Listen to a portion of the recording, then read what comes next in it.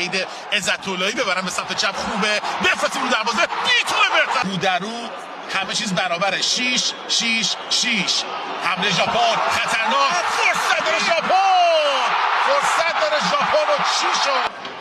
یعنی که هر سامان قدوس حمله ایران در زمین تریولی ژاپن زمین سامان میبرن به سمت چپ یرسان بولن دروازه ایران خطرناکه دریبل عالی پاس خوب سردار میچرخه پاس تو در محبی گلش کن گل ایران سردار یه گل واسمون بزن یه پاس گل داده بزن دومی رو آفساید گرفتش داور بعدی یک ارسال بولن توی دروازه برای سردار تو محوطه جریمه ژاپن ضربه سر محبی اشتباه مدافع ژاپن کنانی حرکت میکنه جهانبخش میزنه جهان